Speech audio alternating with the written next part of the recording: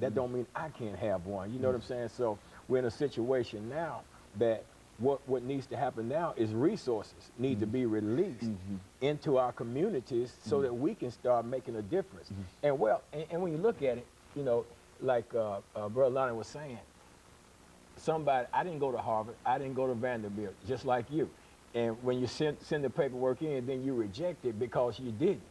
But at the same time, because of what we've lived through and what we've experienced, we know how to better help and assist these people that need that kind of help.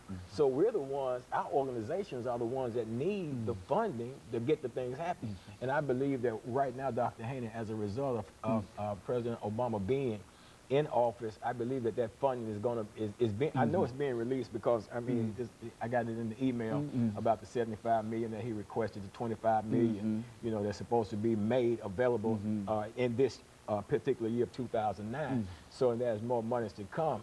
I just hope that we don't have to jump through all of those red tape hurdles that Lonnie was alluding to having to do when to get our hands on this money, because you know we was talking earlier. Lonnie had brought up the this situation about, you know, let's get real with this thing concerning how blacks are committing the majority of the crime. They're incarcerated. What do you say? 60% of the prison population consists of black.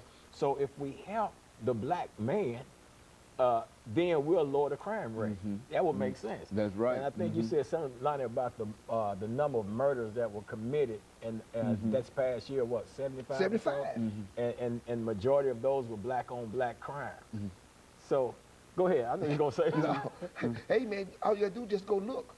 See, we don't have to sit up here, man, and keep talking about this stuff. Is in our face. Right, it's right there. Okay, every meeting we go to, it's about the problem. Right. But we need to start going to the meeting for the solutions. And let me say this too, Lonnie, because we got to get our minds off of events. You know, something to happen, and then we'll have an event. You know what I'm saying? And then there's no follow-up. That's right. There's no consistency in solving the problem. We'll hover around, we'll gather around, somebody gets shot in the neighborhood. It's a tragic situation, could involve a police officer or what have you.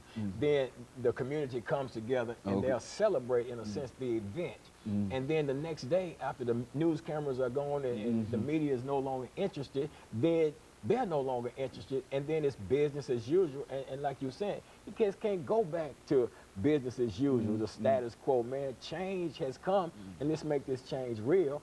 And we need folks, you know, I'm so glad to be on the show with Lonnie today, because, you know, I believe this is the beginning of something that's going to continue on in terms of being able to get out here and make a different impact, man. Our word in our society, taking advantage. See, we got a window of opportunity. I say it's going to last for 8 years, you know, because I believe President Barack Obama will be reelected. But we've got a window of opportunity that we can take advantage of right now and make some things happen, because, see, what has happened, people's mindset has been elevated as a result. That's right. And I'm not just talking about black people, I'm talking about everybody. People in general. Mindset has been elevated because there are some people that said, like my brother here was saying, Brother Britton was saying, that never thought that they would see something like this happen. You know, but now it's happened. Then they said, well, the possibilities in America today are unlimited. This is truly the land of opportunity. In the middle of a recession, depression, whatever you want to call it, we're still in the land of opportunity. We still can make things happen, but we got to make things happen for those that are considered to be less fortunate, those incarcerated in the system, coming out, going there with a 10-year prison sentence, and then got a life sentence really on their head because your records follows you forever. That's one of the things I would like to get together, create some things to petition our president to do something to change that situation. Where, I mean, I got convicted back in the 70s, man. I did my time. Why is it in 2009, man, I still got a criminal record, man, and I've been off of drugs for 23 years, be 23 years this year, man, pastoring a church, man, own my own business and stuff. Why do I still have to have a criminal record hanging over my head? You know, that's something that needs to be changed. If I've demonstrated for over the last 10 or 12 years that I'm an upstanding, law-abiding, tax-paying citizen of the United States of America, then treat me like one. You know what I'm saying? And that seems to make sense. And so we can, I think, agree over the last minute that we have here that the election of Mr. Obama opened many doors of opportunity, many doors of opportunity.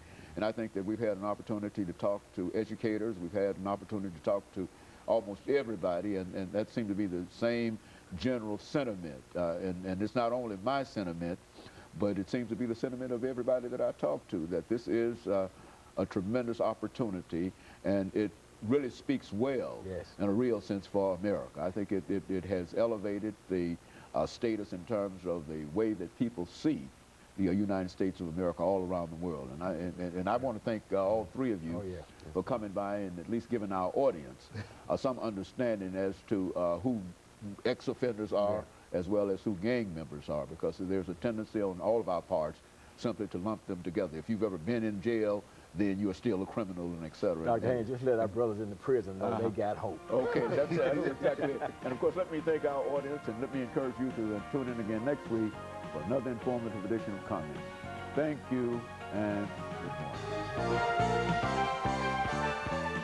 morning.